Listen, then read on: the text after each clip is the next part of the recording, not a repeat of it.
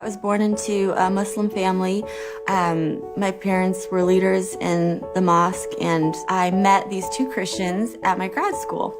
We just realized, okay, we definitely are both very strong in our faiths, but we can't both be right. We can both be wrong. Like logically in my mind, it's like, okay, we can both be wrong about Jesus for sure, but we can't both be right. So we sort of resolved that we wanted to figure out what truth is. And secretly, I wanted to convert him massively. I totally wanted to convert him to Islam because anytime I would debate anybody about, religion, I would always win.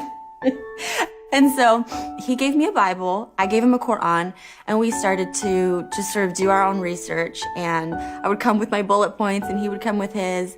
And truth be told, since I was an American Muslim being surrounded by non-Muslims, of course, I knew exactly what I believed, why, and had all the arguments. Even though I had felt that I had succeeded in showing him that Christianity was flawed and that Islam was true, I didn't have that satisfaction. I wanted some sort of proof for the first time in my life.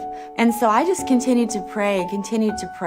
And, I would fast and I would just cry out night and day to God, to Allah, the only God that I knew, to show people that he was the truth. I started to just really have a lot of torment. I just thought maybe I was going crazy for the first time. But it was like I couldn't think anymore. And especially as somebody studying to be a doctor and, science background, to lose your mind is really a very low point, to say the least. So there was one day where I was probably at my lowest point. I was just crying, praying to Allah and saying, I can't do this one more day. And that same day, I got a text message from my friend. He had been praying for me all along, and his church actually had been praying too down south. And his pastor actually had brought had typed up bullet points from the book by Lee Strobel called The Case for Christ. And so because I was at such a low point at that point, I was like, I'll read anything. Why not? It gave so much significant proof for the historicity of the cross and resurrection. And I started to read the Bible again. I was reading it as though it actually could have happened. And I just remember thinking, oh my gosh, this is beautiful. And then I called somebody that I knew who was a Christian. She said, why don't you just ask Jesus to come into your heart? If you're wondering and curious, you have nothing to lose.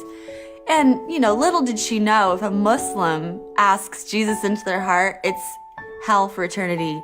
No coming back. You cannot come back from that. So I just looked up at the heavens and I said, Allah, I don't know who you are. Allah, I don't know what's real. Whoever you are, though, I want to give my life to you. If you're Jesus, you can come into my heart. The next morning I woke up and all the torment was gone. So I thought to myself, okay, logic brain, I'm gonna really give this exploration of the Gospels 3 or 4 years of my life, and I'm gonna really look into it to see if it's real. I'm gonna stay a Muslim, of course. I would never leave Islam, but I just want to give this a chance. And so I just basically went to church that Sunday, and some signs had happened that week, all pointing to Jesus. And that Sunday morning, the pastor was preaching and people were raising their hands, and I just kind of sat through it.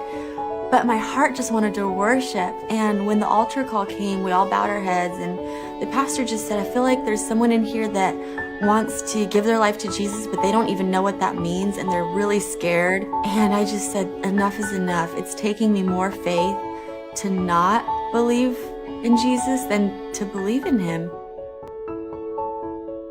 He's my first experience with love.